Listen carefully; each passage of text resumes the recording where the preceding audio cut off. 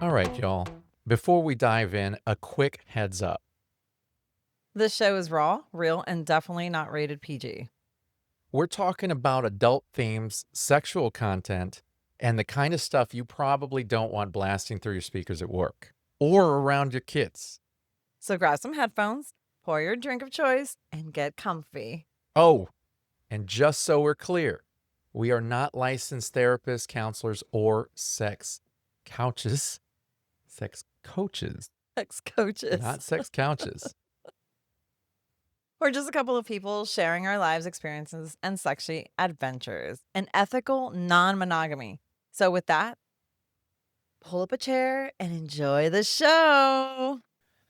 Hello, and welcome to another episode of Beyond Monogamy. I'm Adam. And I'm Pris. And today we're diving into something that's really personal for me and honestly super important for a lot of people in the non-monogamy lifestyle, and that's religion. Quick backstory, I was in the Catholic seminary when I was 19, but church life started for me way earlier. I was actually an altar server at 6.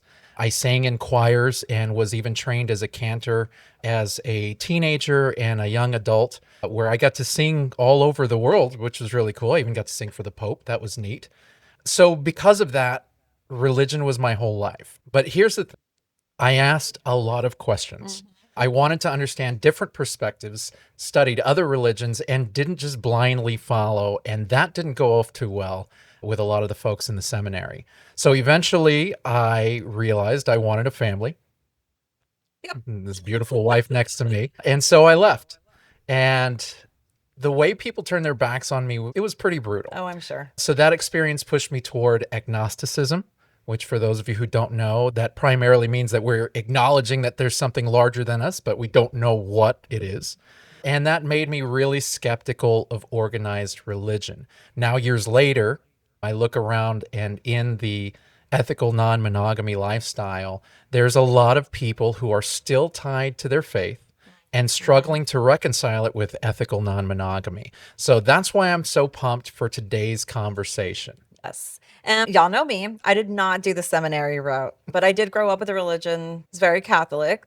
I've seen firsthand how much shame and judgment get wrapped up in it, especially around sex and relationships, which is why I'm so excited about our guest today, Rabbi Nikki DeBlosi, That's right, PhD. PhD. She's earned that. That's right. Yeah, I am I'm so sorry. Very, very big about that. Yeah, she's got such an incredible journey. Yep. She grew up Catholic, studied at Harvard, got her PhD in queer theory at NYU, converted to Judaism as an adult, and became a rabbi in the Reform movement. She's taught, guided, and now works as a freelance rabbi, writer, and speaker. Her upcoming book explores how Jewish texts connect or clash with modern polyamory. She's also running a study group called Queering the Weekly Parsha with La'asok. You can check it all out at www.rabbinikki.com. Yeah, for sure. She's opening up conversations about religion and ethical non-monogamy that most people avoid, and we're really glad she's here. Rabbi Nikki, welcome to Beyond Monogamy. Welcome. Thank you both so much. I have a lot of feeling for folks who felt a sense of belonging at first or drawing to a religious community and then feeling rejected from it. And Pris, I have to say that I very wore a dress that looks pretty much exactly like what you're wearing. So the sense of kinship is sartorial, intellectual. Yeah. You came on and I was like, I feel like I know her. I don't know what it was. So you should have worn it. We could have been twinsies. That's I know, right? That wouldn't have been awkward at all, because then I would have had to wear mine. That's right. Rabbi Nikki, we really appreciate you joining us. Yes, thank you. We're going to get right into it. I feel horrible because we're going to pepper you with all sorts of questions, but that's what we're here for, right? We're here for this conversation. So let's start here. Why do you think it even matters to bring ethical non-monogamy into religious conversations? Why not just leave religion out of it? That's a great question. And there are several reasons why I think it's important to bring them together. One is they're already together. Because there are already people in religious communities who are practicing ethical non-monogamy and who are keeping it not private, but keeping it secret. And I think there's a real difference as we are in a month. And if I say, I almost said Jewish things, but like Hebrew, Yiddish, or Jewish concepts and forget to define them, reminds me to do that. But we're in a Absolutely. month called Elul, which is the month before the High Holy Days. And in this month, we practice something called cheshbon nefesh, which basically means an accounting of our soul. What have I done this past year? What do I want to do better? What do I want to change? Who do I need to make amends with before the new year comes, or at least before Kippur, our Day of Atonement? And I think that one of the things that our community has to reckon with is that there are people in these spaces, in Jewish community centers, in synagogues, in religious school, like young kids, taking their Sunday school classes, learn about being Jewish, and even kids, families in Jewish preschools who are practicing ethical non-monogamy and are afraid to talk about it. And as we learn in preparing for the High Holy Days, keeping something secret is really different than keeping something private. The more you keep something secret, and this is also a lesson we learned from queer community, the more corrosive that is to you as an individual and to your soul, your psyche, your emotional well-being. Closets are not fun places to live in. That's very true. Yeah, That's very true. really well put. Especially when you look at the most sacred texts like Jewish and Christian, all of them, they seem pretty firm on monogamy. How do you see those texts dealing with or even pushing back against ethical non-monogamy? Yeah. So there is no one set of Jewish texts, and we like to joke in the community, 2 Jews, 3 opinions. There's a multiplicity of interpretations of every text that Judaism encounters. And in fact, one of our central texts is called the Talmud. The entire thing is a conversation, actually a cross-generational conversation, mostly an androcentric male only, assigned male at birth. It is a conversation that goes across time. So if you ever looked at a page of Talmud, which my computer is propped up on one of my volumes right now, it looks almost like a hyperlink text. There's a text in the middle, the oldest text. Then there's the next longest section. So the oldest text would be a set of rules. And then there's conversation about that rule. And then there's conversation around the corners, jumping in time. So there's not one Jewish opinion, but Jewish texts assume monogamy. And how do we deal with ethical non-monogamy? This is a thing that Jewish non-monogamous people, ethically non-monogamous people, will say all the time. When we pray every day, we pray to God, and then we mention kind of like, hey, God, we know these people that you had these really close relationships with, totally buddies with me, Abraham, Isaac, Jacob, and then their wives, Sarah, Rebecca, Rachel, and Leah. 3 patriarchs, 4 matriarchs. Yeah. The math maybe isn't mathing that, as my younger generations would say. There is plural marriage in the Torah, in the original sacred text of Jewish tradition, which Christians refer to as the Old Testament, right? Which we don't love because it implies that there has to be a new, better one, but the 5 books of Moses.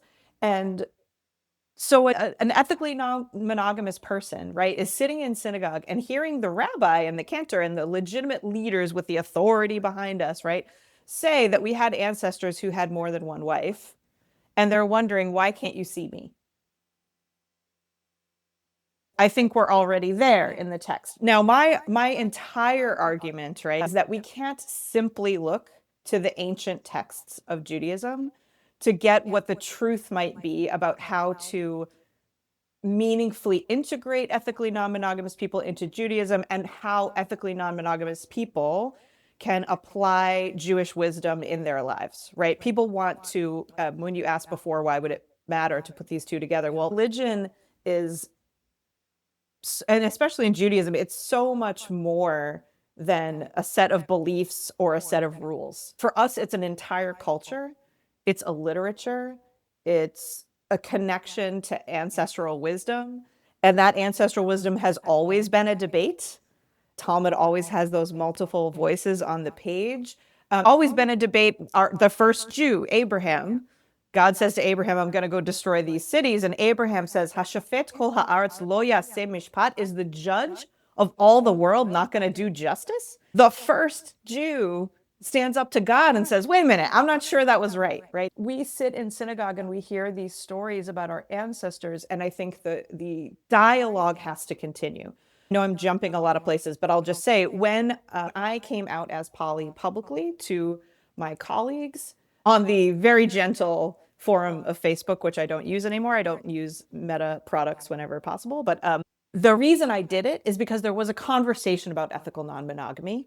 And the conversation assumed that there were no practicing ethically non-monogamous people in that space. What do we do about this problem out there called, or even people being curious saying, I don't know how to answer when a congregant comes to me and says, we're opening up our marriage, or do you have advice for us? Or there are 3 of us who are parenting this child and it isn't a family of divorce. Are we welcome up onto the bima, up onto the altar when our kid becomes bar mitzvah, right? And rabbis are like, well, I don't know how to answer that question. And my response was, we have to have this conversation knowing that there are people in the room. We're not talking about people behind their backs. First of all, we shouldn't. And second of all, we're not, because we're already here. And that wisdom came actually from, Adam, I feel like you'll be particularly interested to know. Books on my shelf back here is Just Love, Margaret Farley. Margaret Farley was one of the nuns on the bus, one of the social justice nuns who was talking about poverty and how the church did or didn't address the huge wealth gap in our world and in most of our countries and societies. And she writes this book about how do you make ethical sexual decisions in Christianity, and what do you have to take under consideration? And so I've sort of translated her list, and now I can't remember her original list, into my own sort of Jewish list, right? Which is, we take sacred Jewish texts, right? We have to look at the Torah, and we have to look at all of the books in our Tanakh, our Jewish scriptures. We have to look at Jewish law. So the Talmud is both kind of stories and rules, and how that has developed over time. We have to look at liturgy. When you are sitting in a community, what are we emphasizing and what are we de-emphasizing, right? It's really weird to hear Jacob and Rachel and have to say, oh, but plural relationships, like only 2, right? So what is liturgy? We have to look at modern scientific, psychological wisdom and knowledge, right? The entire notion of people having a sexual identity is something that the rabbis of the Talmud don't really understand, right? They don't have that vocabulary. They didn't read Michel Foucault, and they didn't read Havelock Ellis and the early sexologists of the 20th century and the late 19th century. So we have to take that scientific knowledge into account. And then the final one, which is the one that I felt like my colleagues were forgetting about when they were talking about ethically non-monogamous people as if we were just out there somewhere, is the personal experience of the people who are most affected by the way we interpret these sacred texts. So if you are in a synagogue and they are reading the story of Dina, which is a story probably of sexual assault and non-consensual sex, and they are not looking to the 1 in 4 female at birth human beings in the room who may have been the victim of sexual assault, then they're not understanding the true meaning of that text. My colleague, Rabbi Stephen Greenberg, who is an Orthodox rabbi who does, I don't know what his, I don't think he's ever written about polyamory, but his writings about gay identity, right? He says, until gay people are among the legitimate interpreters of the Torah's verses that people think are anti-gay, then we won't know what those verses mean. Right? So that's been my argument. The Torah has, and the Talmud has a lot of information about plural marriages. Those plural marriages don't look great to me. It's not, I wouldn't go to a potential partner in the E&M world and like relationship smorgasbord say, let's be like Abraham and Sarah and Hagar, who they basically trafficked into sexual slavery, like not great role models in a lot of ways. Yeah. So I don't want to valorize those stories, but I also don't want to ignore the fact that our sacred texts have usually always shown, right? They love to, the Talmud is like, here's a list of things. Right? The very first debate in the Talmud is, from what time do they recite this particular prayer in the evening? They have not told you what that prayer is, who they are, why you would recite it. And the first question they ask is, what do you mean by evening? That's the question. Right? And now what does that say? It might say that my ancestors are as neurotic as we still are now. Sometimes we all have ancestral anxiety. And we have ancestral anxiety, by the way, for a very serious reason, which is called anti-Semitism. But why do they say, what time do they recite this prayer in the evening, right? It's morning and there is evening. It's actually not that easy to define when evening is. Don't live in a world where there's a sun and then it flips like in the Looney Yeah. Tunes and all of a sudden it's the moon. It's all this time in between. So that's I'm trying to say what's the wisdom that the ethically non-monogamous community brings in that we have to take into account in order to understand the messiness that our ancestors passed down to us. That was a really good Man. explanation. I love it. Yeah, for sure. When I was in the seminary, obviously we had to study Catholic liturgy, and we had to study some of the older stories in scripture and whatnot. And a lot of it we would pass over whenever there was discussion of others with several wives. And it's made mention. It's there clear as day for anybody to read. But we just skipped past it. Nobody really talked about it. So even there in the Catholic liturgy, it's there. Are there actual stories in any texts that you've read where people had multiple partners? And if so, what can we learn from that today? I think the really complex thing is that in the Torah, in those 5 books of Moses, there are lots of people who have more than one wife. There are never women that have more than one husband, right? In Jewish tradition, there has long been sanctioned polygamy, right? But no other arrangement. And part of that, I think that is because of misogyny. So women in Talmud and in law become sort of a source of sexual temptation, right? We walk in the room and all anyone can think about is sex, and that's why it's problematic, right? So as a queer theory expert, right, saying, oh, look, here we see what Judith Butler in Gender Trouble says is part of the problem, which is we assume that sex, number one, we assume sex is binary. We assume it goes to a gender expression. This is not a great thing to not say that there's a gender expression, since Pris and I are presenting so fast. And Adam is not. We promise you that it's not always like that, right? There's supposed to be sex, there's supposed to be gender, and that's supposed to go with a certain kind of desire. Masculine men are attracted to feminine women, and that all men are attracted to all women. And so then you see in some Jewish communities a real segregation between men and women, right? That's entirely about, we could joke that we say, can't men and women be together because it might lead to mixed dancing. And mixed dancing is a euphemism for sex. The rabbis use a lot of euphemisms for sex. Using the bed is one of them. And in the Torah, he lay with her and he knew her. Like, what's going on? It's like Seinfeld's yada, yada, yada, but the original Jewish yada. Now I don't even remember what the first question you asked was. This is what you ask a Jew, and I'm like, let's go back to the story of Adam and Eve, right? Oh my goodness. I will say the mixed dancing is staying with me. Yeah, that one's staying. I'm dropping That that a few more times. Just what we can learn from the multiple partners. Yeah. Oh, so the other problem is that some of those wives, the word for the additional wives, like sister wives, if we want to use modern parlance for better or for worse, in Hebrew is tzarot. And it's like, if you've ever heard someone say, oh, I had so much tsuris this week, they mean pain, trouble, problem, right? So the word for co-wife is headache. Like it isn't metamor, right? And there isn't a way that I've seen yet, or the male voice of the Talmud can imagine women like not either being like sisterly supportive or in competition with each other when it comes to men. And so and in fact, around the year 1000, a very prominent Ashkenazi, Rabbi Nikki DeBlosi, issued a call basically saying, changing Jewish practice with regard to marriage and divorce. And for example, he issued one of the first laws or recommendations even that a woman should have to be able to consent to divorce. Judaism has long said that a woman must consent to a marriage, right? Even if she didn't say anything during the official earliest rabbinic marriage ceremony, based on Rebecca, who when they say to her, do you want to go marry this guy Isaac that you've never seen before? She says, Elech, I will go. And the rabbi said, well, if our matriarch did it, we have to ask permission. But divorce was always, in this country, in the United States, it could be initiated and completed by the man, whether the woman wanted the divorce or not. Rabbeinu Gershom says you can't do that anymore in the year 1000. He also says you cannot have more than one wife anymore. And part of that, I think, is because in the context of where he was living in Eastern Europe, Christians were frowning upon and judging polygamy.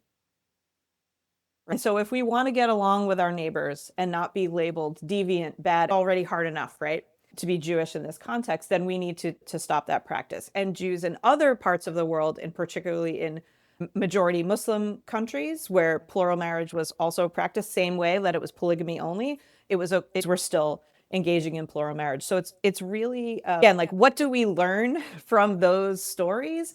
In part is that people have always desired lots of different kinds of structures of relationship. And our desires have also always been shaped by the culture that we live in. That's very Right. true. And our ability to imagine, and this is something I think that I've heard in listening to a few episodes of y'all's show, is like, you start exploring a thing that you're interested in, and then you start to ask, oh, has anyone done this before? Because, like, I don't want to make it up as I go along. It's really hard and it can really hurt. And I think I learn a lot from the mistakes. Like, one really interesting story that I'll tell, and then you can ask me your next question, but is that complicated story of Abraham and Sarah and their handmaid, servant, slave, second wife, Hagar. So the story is that, Abraham is married to Sarah. They're very old. They don't have any children. And Sarah says, take my servant. And this is in a time when people had lots of servants in their house. So it's not chattel slavery. It's not like generational slavery, like in the early years of the United States and the English colonies here. Long-term, right, households and servants / enslaved people. She says, take my maidservant and lie with her, and you can build up our household through her, right? Abraham does this. We don't know if Hagar consents or not consents. And then Sarah gets jealous afterward. And she I don't like this anymore. And she says, you have to kick this woman and her son out. Wow. Send her out. Man. And Abraham does it.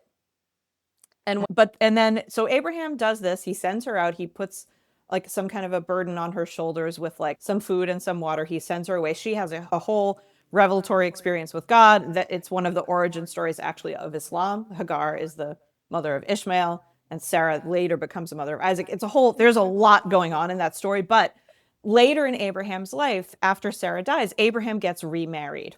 And the woman he gets married to is named Keturah. But the rabbis of the Midrash is like rabbinic fan fiction. Like, who is this Keturah? We've never heard of her before. And so they fill in that gap and they say, oh, Keturah is another name that Hagar took.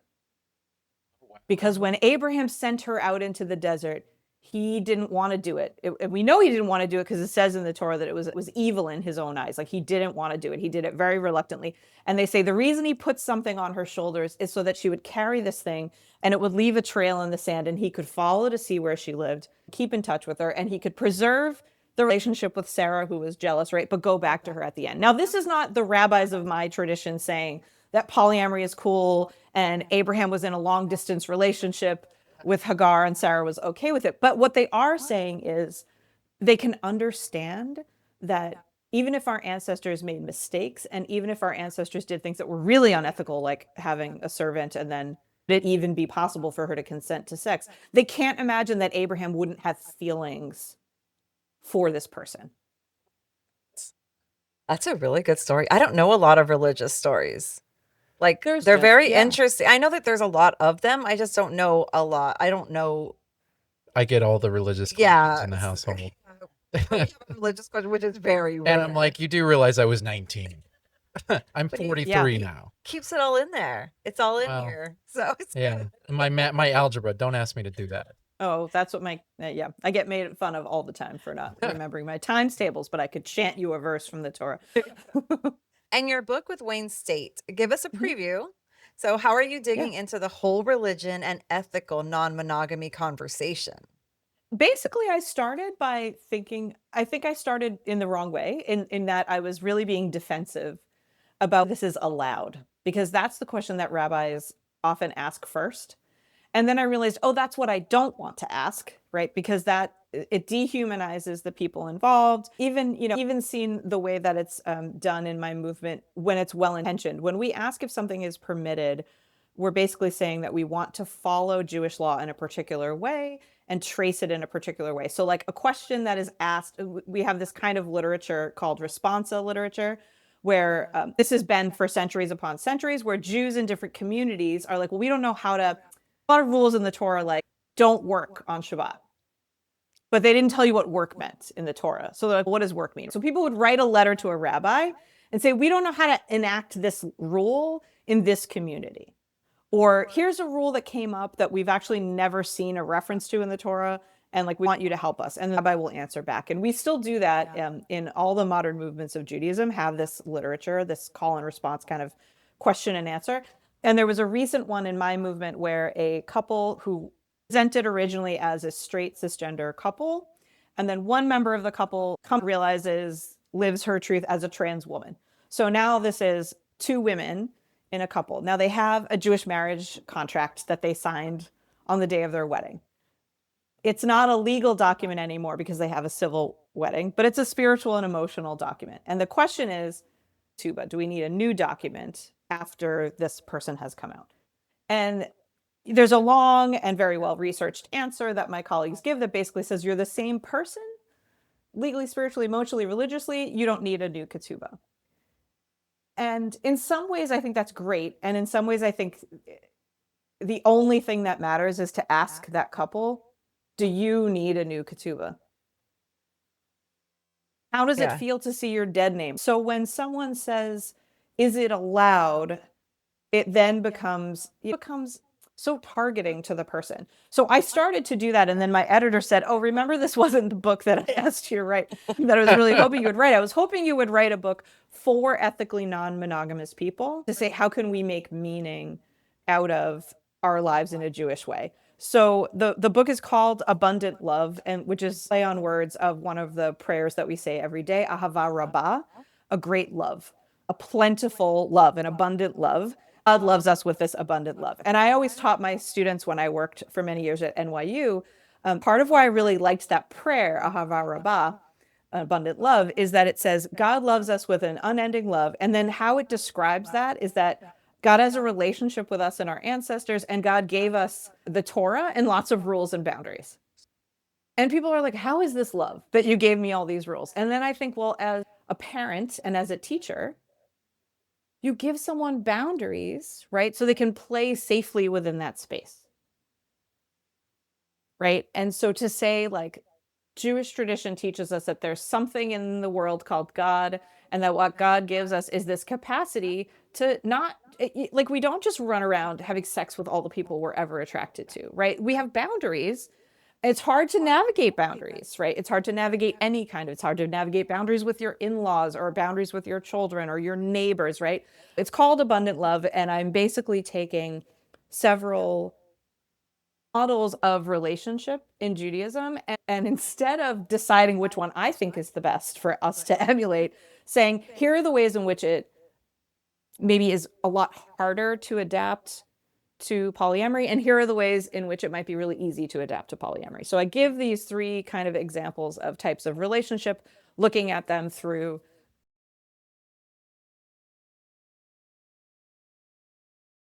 Torah and Talmud, a lot of Talmud texts, and saying, here are the problems I see here, and the problems I see and identify come from my background in queer theory and feminist theory.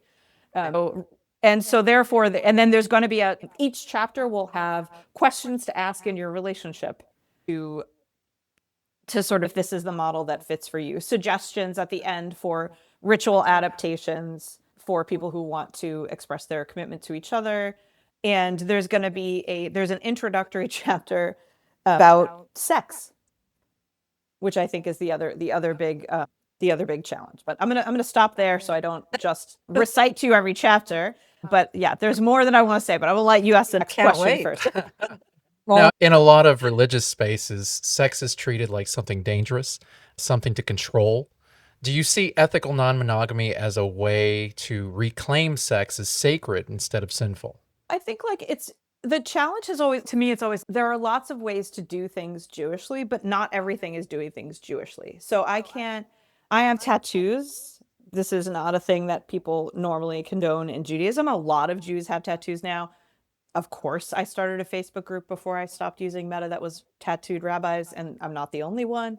But I wouldn't say that my getting a tattoo is a Jewish act. I think I did it in a Jewish way. I studied a lot beforehand, learned about the prohibitions, where they come from, right? And then made my own informed choice. Informed choice is I think one of the big innovations of the reform movement. People should make an informed choice about which mitzvot, which commandments we enact in our lives and why and how we do those things. So that's number one. The other thing I think is that you bring polyamory into conversation. It's kind of, when I was in college, it was the 90s. And there was this kind of trope that if you came out to someone of the same sex, quote unquote, as gay, they were like, oh, are you hitting on me? You know what I mean? Like it It's became still sort like of, that. Yeah.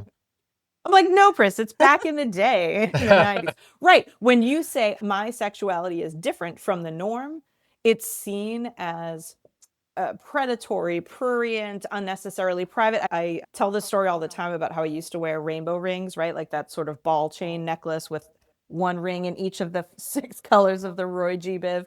And my dad learned that it meant that the rainbow meant gay. And he said to me, why do you have to advertise your sex life? And I was a first year student in college. I said, I assure you, my sex life is entirely in my head. Like it's not real. It's theoretical, Dad. I don't even know how to ask a girl out. And then I said, but you wear a gold band on your ring finger of your left hand. That means that you have sex with my mom. Why do you have to advertise your sex life? It's so gross. So gross. That is such a great comeback. I love that. That's a good retort.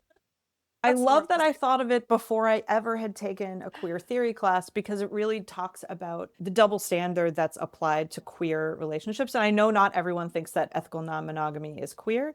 And there are a lot of LGBTQ folks, especially the earlier generation of out rabbis and Jewish leaders in my community, who would hear me say I'm queer and I'm poly and I want to advocate for more inclusion, for a view that, human sexuality is varied and that's really beautiful. And they would say, this is not what we fought for. What we fought for was gay people just want 2.5 kids and a white picket fence like everybody else who's normal. And we want monogamy. And I don't believe that that's true. So when some people say you're poly, but it's about how your emotional connection, then I say, well, you're therefore implying that sex is bad. My dissertation advisor, Ann Pellegrini, wrote a book with their co-author, Janet Jacobson, called Love the Sin, as in love the sinner, hate the sin. And say, what if you love? Yeah. And they say, we don't want the freedom to be gay if it doesn't also come with the freedom to do gay. So one of the concepts that the rabbis have is that we each have 2 drives. It's like they were debating Freud before Freud, or maybe Freud was like a Jew who knew about this. And those 2 drives are called Yetzer HaTov, Yetzer Hara, the good drive and the evil drive, or the bad drive. But they don't mean good and evil. And Yetzer is from the same word that means to create. And so we have these 2 things that propel us forward. And one rabbi, this is in the Midrash, his name is Shmuel Nachman, and he learned from his father, Nachman, fun. And he learns from his father, the Yetzer HaTov, the good drive, is good, but the Yetzer Hara is Tov Ma'od, is very good. How could something bad be very good? And he says, well, without that drive, right, a man is androcentric. A man would not take a wife or have children or build a house or engage in commerce. That statement, that without passion, without a drive to do something, we wouldn't create things, sounds a lot to me like queer theory. Queer theory says sex doesn't have to be procreative to be generative. Our sexuality can help create things in the world. And you think about, someone whose sexuality is responsive to more than one kind of person, right?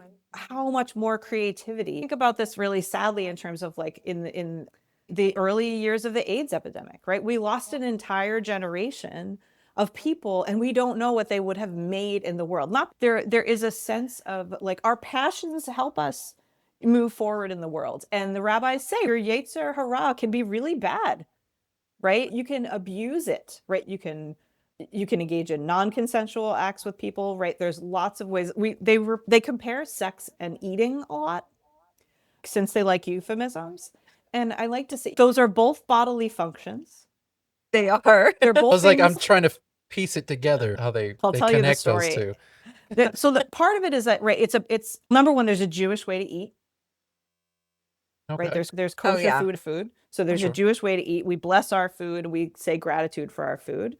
A person has to eat, right? And we might argue that a person, like a baby, needs physical touch, right? A baby doesn't need, obviously, non-consensual, anything sexual, right? But a baby needs physical intimacy and touch, right? A baby that doesn't get touched at all or not picked up could die, right? What the medical community calls failure to thrive, right? We need touch. We need relation. You can have too little and you can have too much. Different people need different amounts, right? Depending on who they are. It can be abused. And the Catholic Church named them both sins, right? And gluttony, right? Gluttony, That's yes. overdoing it, right? That's those are the 7 deadly ones, right? It's overdoing those things, but we can't have none of them either, right? So the rabbis say, oh yeah, one time I heard that they hid the Yetzer Hara, they hid the evil impulse, and there were no eggs in the whole land because nothing got created. It's too high a price, right? So you can say, I'm really worried about, and lots of us, right? And I would say this as a rabbi, sex is very powerful and it's very risky, right? Love and emotion are very risky. When someone puts on their dating profile, I want to date, but only NSA, no strings attached, I'm like, a human being is made out of strings. Yes. I'm sorry. Yeah. If you walk too close to me, I might get attached, tangled in you. For lots of reasons, right? In ways that might not even be about sex, right? We have this myth that we expect everything from our partner. Our ancestors did not expect everything from their partner at all. That's one thing that I really love about our texts. And there's really there's a balance, I think, that Jewish tradition is trying to say when it comes to sex and sexuality. It can't be all and it can't be nothing. In faith traditions, often they say your desire, keep it in check. Don't lust outside of your marriage. How do you reconcile desire for multiple partners with teachings that frame that is wrong? Yeah, so one of the texts that we have is a conglomeration of texts from the Midrash, from the Mishnah and the Talmud. We have a law about monogamy in the Torah. Even when we hear about human beings and the creation of human beings, right? And there's the creation of man and woman, however we're going to call that. And we have the whole rib and all that stuff. We're not talking about feminist interpretations of the Bible, so I will just really just go past it. I'm really not even. But it says, then a man will leave his father and his mother, v'davak be'ishto, and he will cling to his woman. The word for woman and wife in Hebrew are the same. Let's discuss. And they will become as like one flesh.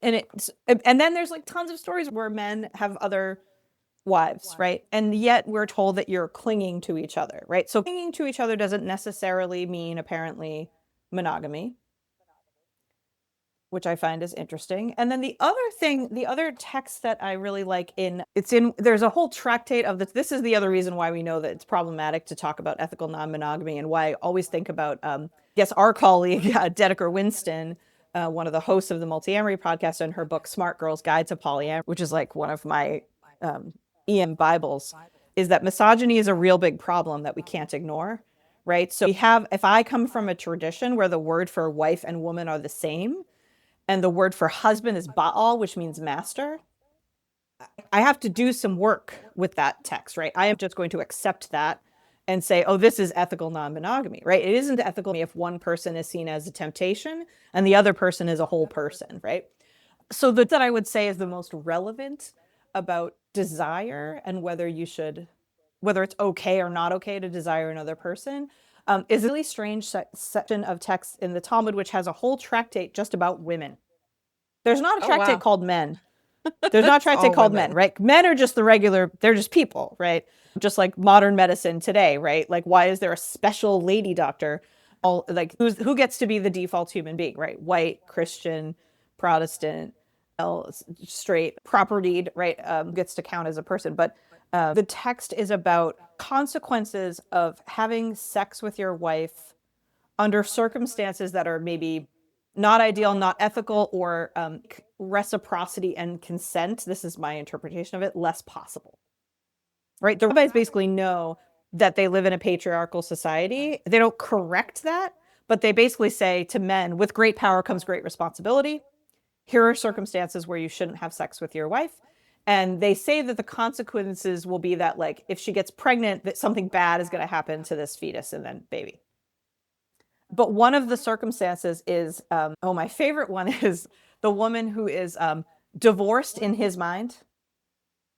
If you're going to break up with your partner, you probably shouldn't have sex with them if you haven't told them that. Yeah. Would they say yes if they knew that you were like, I'm out? No. If you are thinking of someone else, and I've heard a really great interpretation of this, if you're thinking of someone else, in an Orthodox podcast called The Joy of Text. So funny. It's about sex and sexuality in Jewish texts, which is done by a cis male rabbi and a cis female Orthodox doctor named Batsheva Marcus, MD, who is an expert in sexual quote unquote dysfunction and sexual, both physical and psychological sexual challenges. She does amazing, wonderful work. She's an awesome person. And she says, well, I think it's different. For example, if you're fantasizing about and everyone does this, right? Pops into your head when you're having sex. Maybe it's the grocery list, right? But maybe it's, I don't know, like some famous person that you're attracted to, right? And she says, it's different if it pops into my head. It's different if I focus on it after it pops into my head. And it's different if it's a person that I might actually have sex with. Now, for an ethically non-monogamous couple, right, or polycule, what your partner is thinking and whether you would continue having sex with them if you knew what they were thinking is something that you talk about, hopefully. If you can't talk about it, as I always said to my students with anything involving sexuality, if you can't talk about it, you shouldn't be doing it with that person. That's right. That's right. I'm afraid to ask then there's something going on here that's wrong. Either like it's about your confidence and talking to a therapist, or it's misogyny, or there's actually a power imbalance in this relationship that needs to be addressed in a different way. So for me, right, again, it's like we have all these rules. And then Judaism has always said, well, there's situations, right, that these rules are in the context of. So like the text that I brought here with you all is one that I both love and hate. And it is a list of different rabbis. And they say things like, so how do you know if a woman is temptation, if someone is tempting you? Like, I used to be in class with my now wife at Harvard when we were juniors in 1998. We took this class together. I think it was Darwin and His Social Worlds. And sometimes she said that she would purposefully sit in front of me in the lecture hall, because if she sat behind where I was sitting, she would stare at me and not pay attention in the lecture. Right? Not because she's gross and like predatory or whatever. Like because someone you have a crush on walks into the room and you can't concentrate anymore. It's your first day at the job at the coffee shop and the person you're crushing on comes in and you like spill the latte everywhere. That's a normal human emotion. And so there's this section of the Talmud, right, where they are talking about a prayer that requires concentration. And the rabbis are basically like, okay, one thing that might be distracting that would not allow you to concentrate is if you are feeling erotically distracted by someone in the room. So one guy says, a hand's breadth, enough skin that's like the width of someone's hand exposed in a woman, that's temptation, right? So Pris, you have to cover your arms all the way. Oh my goodness. And you have to cover it, right? And then someone else says, if you see the little finger of a woman, it's like you looked at her private place. Someone else says a woman's leg is tempting. I don't know what that is. What is this metaphor for? Who knows? A woman's leg is sexual temptation. And then the big one, which affects a lot of us, especially in Israel, is a woman's voice. So there are a lot of Jewish communities where it is taboo or forbidden women, especially to sing in public, which is right. That's a place where we have a lot of interdenominational arguments. Going to the Western Wall, the Kotel, to pray, and being on the women's side with a bunch of women and us singing out loud and having other Jewish women yell at us, don't sing, and having men throw things at us or spit at us. Yeah, it's like a big. And now look, I'm not like, everyone has our own different interpretations, right? We to be able to have interpretations. I don't want to badmouth my Orthodox colleagues, siblings, right? Extended Jewish family members. But what I find really interesting is that this is acknowledging that sometimes our erotic beings, right, distract us from other things that we have to do. And there isn't any situation like what I think is that this list is a bunch of guys saying, here's what's distracting to me. And we wrote it down because these guys were important and they were wise. They were the big public figures of their communities, and we to follow their examples. But then we took all of those things, or some of us in the Jewish community took that whole list and then made it like these women are the problem, right? So if you are poly or if you are bi, or if you are a gay person in a gender divided society, right? It throws all of this into question. Right? It's like my mother saying, when I brought home my now wife for Christmas for the first time of my Catholic family, and my sister brought her then boyfriend at the time, and it was time to go to bed, and we all started to walk upstairs, and my mother said, only to the boyfriend, no boys upstairs. Right? We don't want to, as non-monogamous people, right? We don't want to walk into the room and only represent desire. And we don't want people to falsely assume that we're hot for everyone in the room. Right? Some people are hot for everyone in the room, more power to you, as long as what you're doing is consensual with the people that are involved and they're old enough. But it isn't necessarily, right? Just as it isn't necessarily great that as a rabbi, wherever I go, I get comments like, that skirt seems a little short for a rabbi. It could be to the floor and someone would say that, right? It's just differently. So look, I think that what the Talmud is saying, right? There is no what it is saying. It says lots of things. And one of the things it says, right, is that desire is necessary and it's risky. And so we have to keep it balanced. And I think like in a modern society, we have to really think about what it means to balance our desires. And I think the other thing that I think is really applicable about the Talmud text is because they are androcentric and they say basically to the man, like, you have, with great power comes great responsibility. It means that we have to think about the power that we have in our relationships, right? So if you are in an E&M space and you are like me, a white person or a cis person, I have to think about how I interact with other people and how that power is going to be, how I'm going to wield or not wield that power responsibly or irresponsibly in a space where there are people of color, right, or trans people. Like we all carry, right, all of these contexts that we're in. And it has to go both ways, right? I want to be judged only as temptation in a space. And I don't also want to forget about the responsibilities that I have toward other human beings. Yeah. It's got to be a happy medium somewhere. Yeah, somewhere in there. So you've talked about sex negativity. How does that make it harder for people to understand the relationship between Judaism and ethical non-monogamy? Yeah, I think that Judaism does not necessarily have to suffer from the sex negativity of our society because we have texts that explicitly say, for example, like if sex in Judaism were only for procreation, then why would people have sex when they're older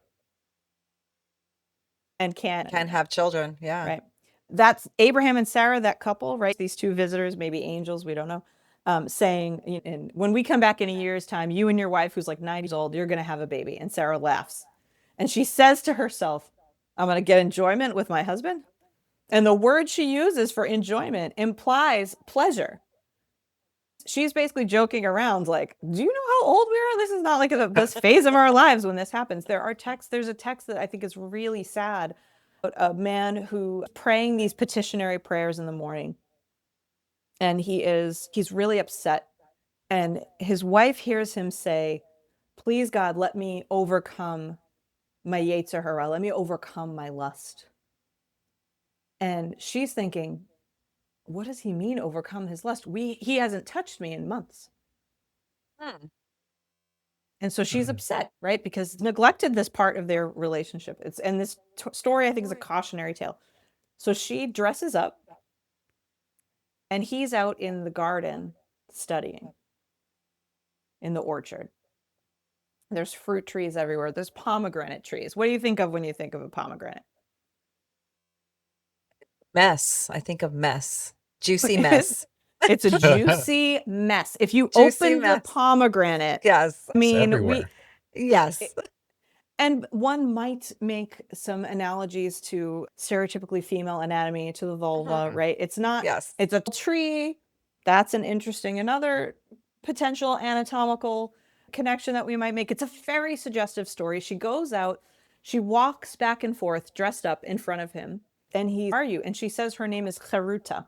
Now, she's also sort of a figure in the Talmud. Cheruta is like basically a sex worker figure in the Talmud, but the word means freedom, liberty, or she's like available. My name is available. That's who I am. I am right here. I'm available. And he is like, oh, like what, basically he's like, how much for your time, miss? And says, just go get me a pomegranate off the top of that tree. And this guy who's been depressed and sad jumps to the top of the tree, right? Metaphor, gets the pomegranate, do whatever they do. She's like, well, that's fun, a little role play game. How could he not know that it's his wife, right? And she goes home and she finds him inside their big oven, inside their hearth, like desperately, like he's desperately trying to end his life. He's just set. And she has been trying to light a fire. Right? She's like, come on, dude. And she says, what's wrong? And he says, I cheated on you, basically, he says. And she says, no, you didn't. That was me. What are you talking? That was me. And he says, it doesn't matter. I intended in my heart to cheat. And then he basically gets so upset that he dies. That is so sad. And the Talmud is not telling. It's extremely sad. And there's a whole bunch of stories like this where a man, usually it's always a man who's in this position, is either studying Torah so much or devoting himself to religious fiction so much that he can't see that he's then neglecting he's neglecting not only his relationship to his wife, who's right there saying, I'm available, right? And also his own humanity. I know that this story doesn't say anything about ethical non-monogamy now, right? And boundaries now. What I do know is that we were created in God's image, and part of how we were created is that we were sexual. And our ancestors have always lived that in different ways. When they said that we were supposed to have monogamous relationships, originally they were one-way monogamous. It was the woman only, right, who had to be monogamous, and the man, as long as he wasn't sleeping with the wrong person's property. Adultery in the Torah is defined as a man who's sleeping with a woman who belongs to someone else. He didn't have the right permission, and they both get punished. And it's a death penalty offense in the Torah. The rabbis argue we probably never actually enforced the death penalty because it's so hard to prove a death penalty case because we take life so seriously in Jewish tradition. But the point being that, like, they just don't know. I don't want to say ethical non-monogamy is allowed in Judaism because there are no precedent texts. So who cares? I care deeply, right? I care deeply. The precedent texts we have mostly don't treat women as full people. And the stories that we have show me that we did not invent anything new except like electricity and silicone. Our ancestors had the same feelings that we have. They called them and understood them differently. There's no sex act that someone has invented that my ancestor didn't, I'm sure, know about. Talmud and the Torah. The Talmud talks about anal sex between married people. It talks about oral sex. It's like they know, they're like every which way. You gotta, like, there's a text that says anything a man wants to do with his wife, as long as it's right, as long as you're not doing things like divorcing her in your mind and not telling her first. You're not supposed to have sex when you're in an argument with the other person. Right? A lot of no breakup sex that's one-sided. But they say anything a man wishes to do consensually with his wife, he may. And they say it's like meat from the kosher butcher. You can boil it, you can braise it. Now, the woman is not the meat, okay? We're not going to allow that interpretation. I like to say that the food, the cooking is the thing that we're doing together with our partners, our partner or partners, right? Yeah. They say if your partner is kosher, then you could cook it up however you want. Right? You could boil it, you can braise it, you could roast it, whatever. You could saute it, I don't know. And I think that's really a surprising piece of wisdom to learn from Jewish tradition in a US context where, like, anti-sodomy laws in the United States were, some of them, like, I think in Massachusetts, I'd have to like fact check this, but some anti-sodomy laws in the United States weren't just about men having anal sex with other men. It was anything that wasn't penis and vagina missionary intercourse between a husband and a wife with the husband on top was not allowed, right? Was abnormal. And Judaism is, partner is kosher, go for it. If the two of you have met and linked up to each other in the way that is sanctioned by Jewish tradition, right? And then that's when I get into arguments with my rabbinic colleagues who say, well, ethical non-monogamy is not sanctioned by Jewish by Jewish tradition because it isn't like kiddushin, Jewish marriage. But again, I say back to that, we still haven't fixed the problem of the fact that that version of marriage was sexist and it wasn't reciprocal. So if we're going to bring into account those three sources, right, our sacred texts, our Jewish legal texts, our Jewish like liturgy and custom, with scientific knowledge, right? Do ethically non-monogamous people do and not do? And then that fifth one, what is our experience, right? That's why we need all of those things together, right? So someone can say to me, how do you know that an ethically non-monogamous relationship is ethical? And I'll say, I don't know, just like you don't know that a monogamous Jewish marriage that you officiated at as a rabbi is ethical. The only thing that makes the relationship, it's not the shape of the relationship, right? It's not the structure of the container that makes it ethical. It's the behavior of the people in that container. Yeah. You don't hear about inanimate objects being ethical. No. Yeah. No, you Right. don't. Yeah. It's off on a different shoot that you brought up in there.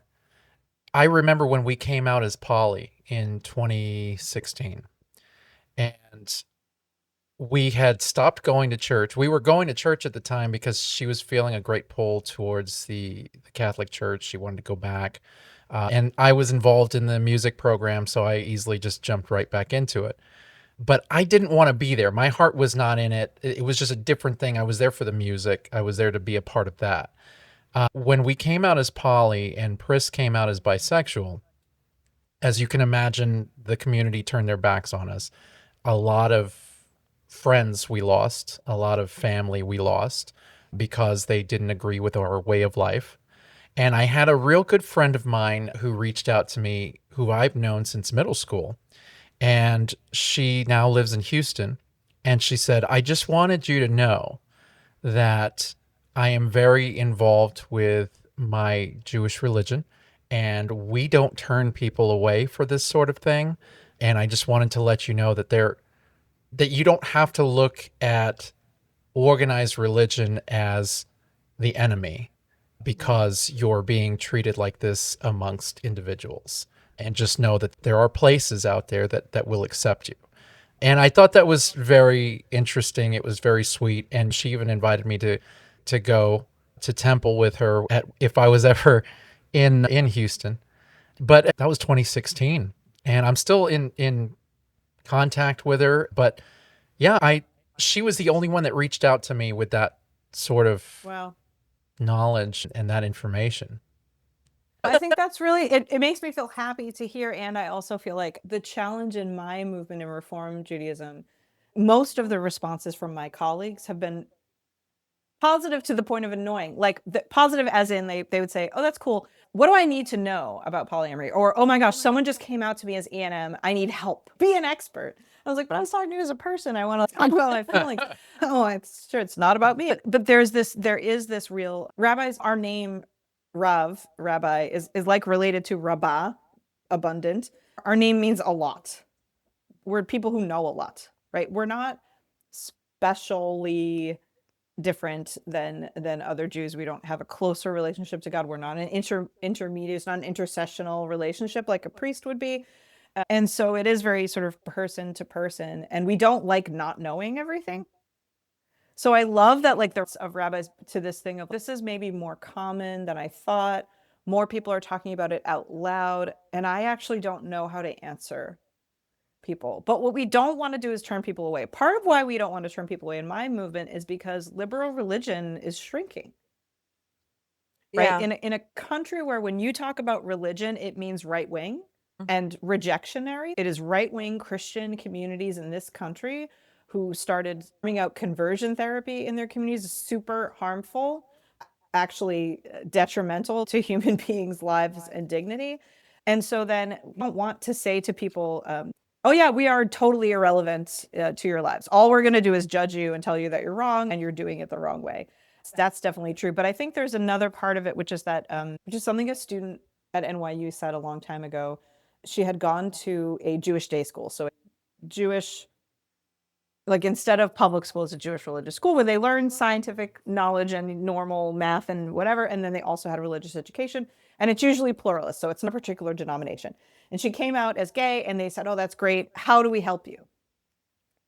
And she's like, I was 14. So I don't have a degree in education. I don't know what you have to do to make me feel welcome. Know what Jewish texts you need to reinterpret. Know that when you teach me Abraham and Sarah and Hagar, you should say, let's think about whether consent was involved. And if it's ethical non-monogamy, consent has to be involved. It's not ethical. Like who knew what to say? And she said, I realized that they hadn't prepared for my existence. That's Everywhere. interesting. Fortunately, that's everywhere. And it's every time a majority white feminist organization runs a conference and a woman of color walks in and says, they don't know anything about me. I am left out. I have been left out of the planning of this. And I have to raise my hand and say, hello, like some people in the room have a different experience or have different stakes in this question. And that I think is really part of the challenge right now in our communities, is that we don't have a proactive way of talking about this. And part of it is because we're really afraid that what we're going to condone is just misogyny. Yeah. So you really have to tote the line. Yeah.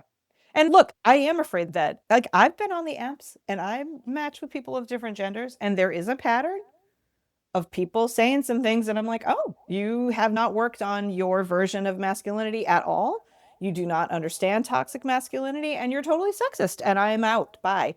And I think that is, it's really, there are people who say, if you're poly, I don't understand who's going to take care of you when you're old. First of all, there's potentially more people to take care of you when you're old. Who takes care of you when you're old now in this country? Besides, I don't know, a woman of color who was brought here on false pretenses and doesn't make enough money because we don't pay her a living wage, is your unmarried daughter. That's who takes care of you when you're old in this country. There are lots of ways. So then the sort of other queer theory part of this, right, is marriage, the way that we have it in the US, is not the only way to create a social safety net. So not every queer person or ethically non-monogamous person wants to break down societal structures, right? The first day of my first gay and lesbian studies class, my professor was like, we'll say gay marriage is going to be the downfall of Western civilization as we know it. And some queer theorists would say, good. Western civilization as we know it is racist, it's misogynist, it's ageist, right? It's exclusionary. It leaves people in penthouses and people sleeping on streets in the same city. I talk about what ethical means. Like what some people are sexually consensually matters less to me, frankly, than is happening in New York City where I used to live right now. You know, where it just makes me so angry I could explode. And look, I think it's really interesting, even when you think about New York City, one of the things that you hear a lot nowadays is Ezra Klein's book about abundance and scarcity, about housing, and how we have this problem that and I'm like, oh, that's a poly lesson, right? Abundance and scarcity, right? The rabbis who looked at co-wives and said, sarot, it's troubles, that's all it is, troubles. They think that there is such a thing as a scarcity of attention and love, right? Scarcity of time. We all know that that's true, right? All the jokes about poly people, the first thing you discuss is your Google Calendar. And the second thing is which D&D game you have and how often. All those. My favorite poly joke is, what do you call a polycule with more than 20 people? What? What do you call it? Renaissance fair. Oh my gosh, Oh my that is gosh. so funny. I mean, Yeah, like they're gonna sometimes. I'm know gonna use that that one. one. But anyway, like that idea that how you engage, like it's really difficult, right? It's really difficult to look at someone else's relationship and say ethical or not ethical. Yeah. And as rabbis, we're really concerned about that, right? And I certainly I've done weddings for people where I've seen they have a challenge around a particular problem. And I'm thinking, oh, I don't know, like they're going to have that problem forever. And then they're still married and they're still having that same argument. But who am I to decide that was that was a deal breaker, right? Oh, there are people I've married who are divorced now. Do I think that's a failure because I performed that wedding? I'm actually really proud of them, right, for doing something so public as getting married and then doing something so into their social circle as saying we have to be divorced because this isn't working. Yeah. Yeah. All right. You mentioned something I'm going to ask you now. So let's talk about rituals. They give so much meaning: weddings, blessings, holidays. Do you think rituals can be reimagined to honor relationships outside of monogamy? Yeah, so it's really interesting. Number one, I'll say that the one big problem with marriage and ritual is that rabbis, um, in this country, there's a book called Public Vows by Nancy Cott. It's a history of marriage in the United States, connections to xenophobia, anti-Islamic rhetoric, and very racist rhetoric, right? Enslaved persons were not allowed to be legally married. Their relationships, people are sold away as if you could own a person. All of this history. And so when rabbis and ministers and priests and other and imams like perform civil marriage, right? We form a marriage and then we sign the civil license. We are then held to uphold the policies of the state, right? In exchange for the privilege of having our weddings count as weddings by the state, we have to follow their rules. So I would never, I would say if you're a rabbi or a clergy person and you want to perform a marriage between more than two people, a ceremony, even if it is quote unquote only religious and no one is trying to claim legal rights, you should call a lawyer first. And you should look at particularly experts in polyamory and law. So I'll just say that. But are there moments in Jewish communal life where it might involve the public recognition connections that are not monogamous connections of like sexual romantic relationships that are meaning to a person? Like I've had someone say before, like, oh, well, it doesn't matter if you're poly, you just don't have to, or if you're E&M, you don't have to talk about your sexual partners because that's your private life. But there are lots of ways in which there could be public recognition of different kinds of families. Um, I'm curious if there are moments in your experiences or experiences that you've heard through doing this podcast that you're like, oh, that's a moment where someone needs a ritual, right? Marriage is the obvious one. And again, like I said, performing a marriage for more than two people would be a problem. I have certainly officiated at marriages where the people have said that they do not intend to be monogamous. And so I can talk about what we've done in those ceremonies. I mean, one, I talk to folks about that original structure of marriage, kiddushin, which was not reciprocal, right? And I asked what they want it to look like. I actually ask everyone what they want it to look like and whether that's the frame they want to use. The word kiddushin comes from the word kodesh, which means in Christianity, it would be translated into Latin as sanctus, Okay. like holy. In Jewish tradition, it's harder to say what it means because we're so influenced by the Greek and then Latin and then English translation, right, of that word. But the first time it's talked about is in terms of the Sabbath day. And it's God made this day different, set it aside, sanctified it, whatever that means, right? Set it aside and said it was different. And there's a concept related to that in Judaism where you set aside your produce to be brought to the temple to give to the people who work in the temple, basically. Like they don't have a farm, so they need you to bring them your grapes, right? And you say that these grapes are hektish, these are the ones that I'm taking to the temple. You can't use them for anything else. Now, if I ate the grapes, they're not going to sour in my stomach. I'm not going to be like zapped from heaven.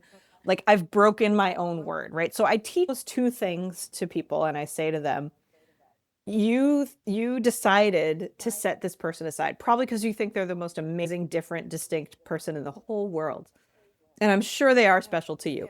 But just like Friday night into Saturday, like the only way that we know that it's different is if we treat it differently. So how do you want to treat your relationship differently? So it might be that the only thing that in a of people who intend to practice E&M that I've officiated is I know and they know how they've defined what Kodesh means to them. Yeah. Yeah.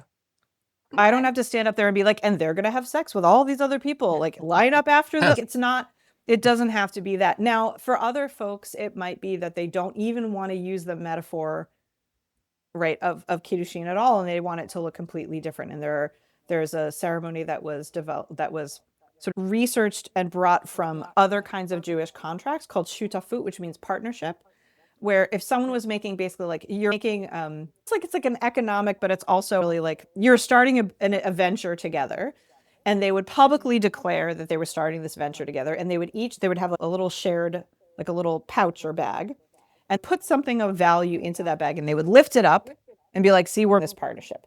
So I've used that ritual in weddings for people who plan to be monogamous. And of course, lots of people plan to be monogamous and then cheat on each other, fun times.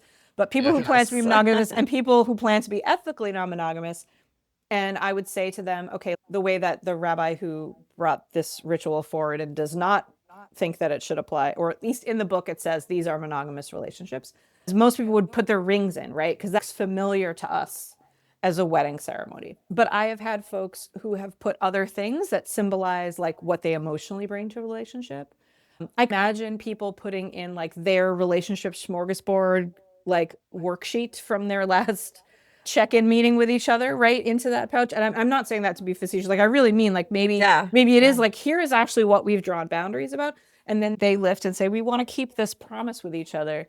I think it gets trickier if you are asked to officiate a ceremony, right, among three people. Even if it's quote unquote only religious, clergy are not allowed in most states in the United States to perform a solely religious ceremony that looks like marriage unless those people have a civil marriage license.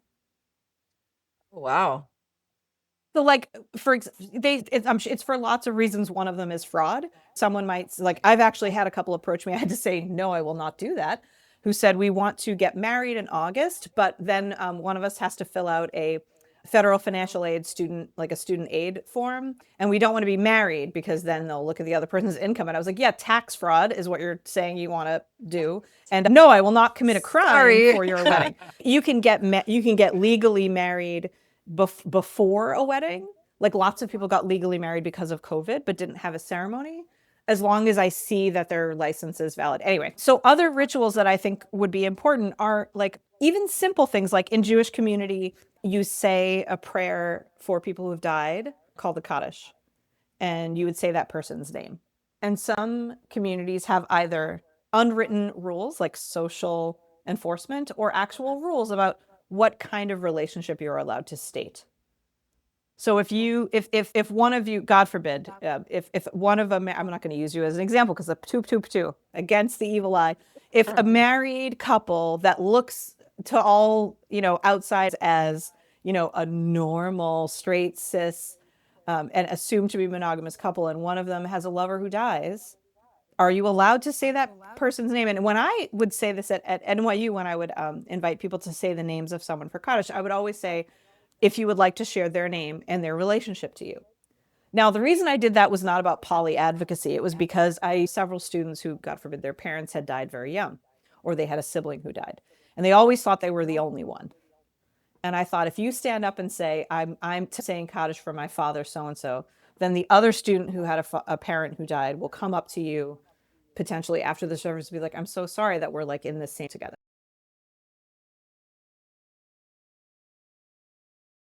To invite relationship.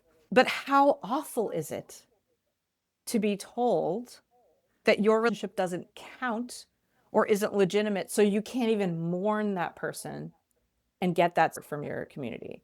Like I remember hearing once of a colleague who didn't want to have someone say the name of their dog at Kaddish because they thought it cheapened Kaddish. Well, this was a person who was blind, and it was that person's guide dog. Now, I don't need it to have been the person's guide dog for the I have a dog. What does it do to have someone say, like, what it does is it gives that person a meaningful way to understand and honor that relationship that was sacred to them and important to them and set aside and distinct for them in whatever way that, was, and to have the rest of the community respond. I mean, one of the things about the Kaddish prayer is that it was said only by the person in mourning. In a lot of communities now, we are all saying it for victims of the Shoah, of the Holocaust, who don't have anyone left in their families to recite for them. But there is something really powerful about only the people in mourning reciting, because there are moments in the prayer where everyone is supposed to respond.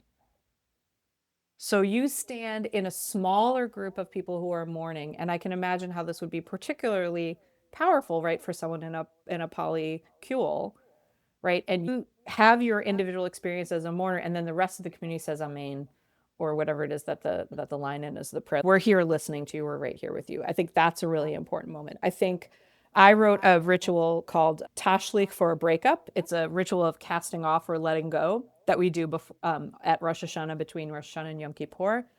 actually submitted it to a very well-known and viewed, very popular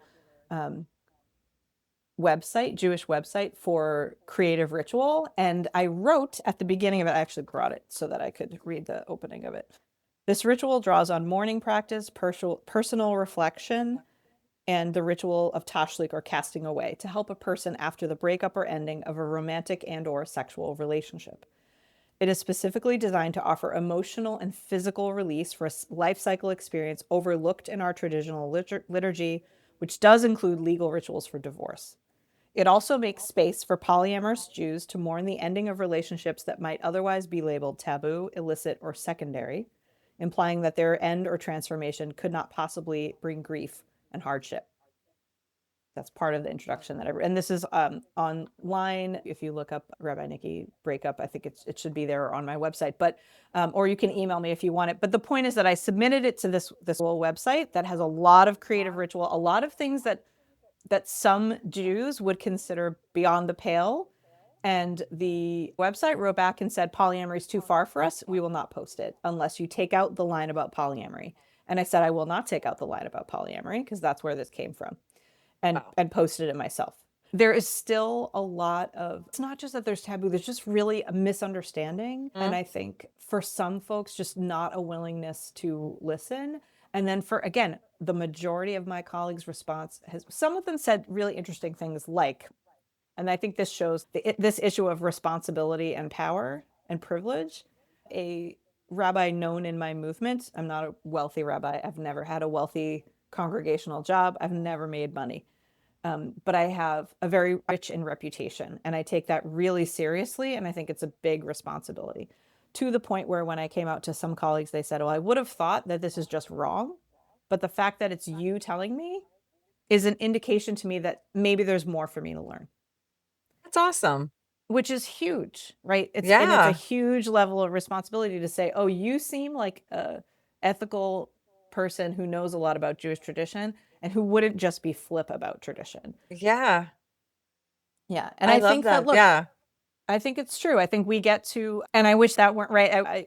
Like someone was saying to me recently, I wish you could just be messy also, and just be the messy rabbi. I think that I take really seriously the fact that I currently do not have an institutional job that would be threatened by being out, that I have the ear of some of the leaders of my movement. There is no movement of Judaism, including my own, that condones ethical non-monogamy or offers rituals to us, but there is the beginning of a conversation. And why is that conversation happening? Because sex is important to us as human beings. It's part of how we were created and how we operate. And because responsible Jewish leaders do not want to kick people out or reject them before we understand what's happening. And even if we don't kick people out, it used to be people say if you have a tattoo, you can't be buried in a Jewish cemetery.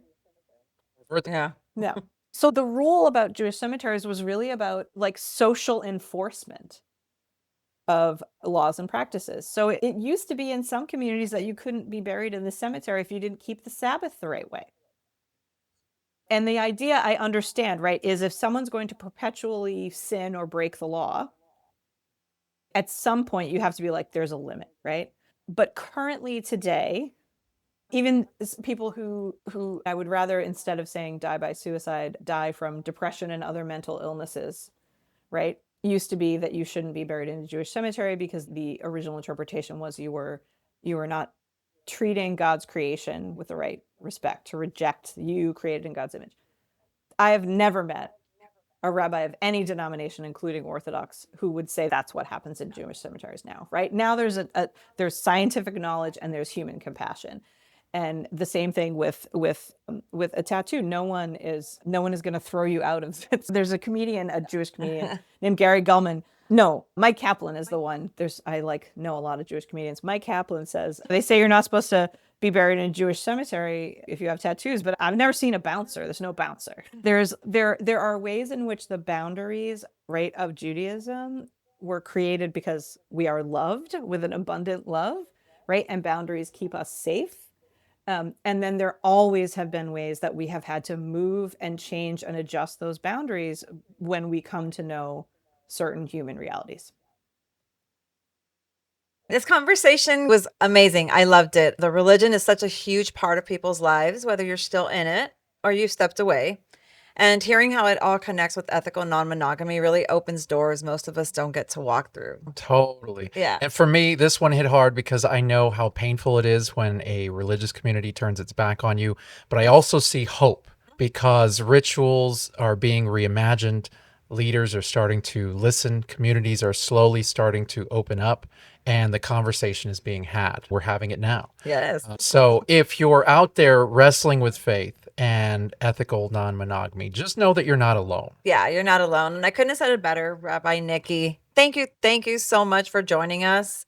And everyone listening, make sure you subscribe, share this week. Share this with someone who needs to hear it. And keep hanging out with us each week as we push these conversations forward. Absolutely. And as always, thanks for being here. And we'll see you guys next week. Bye.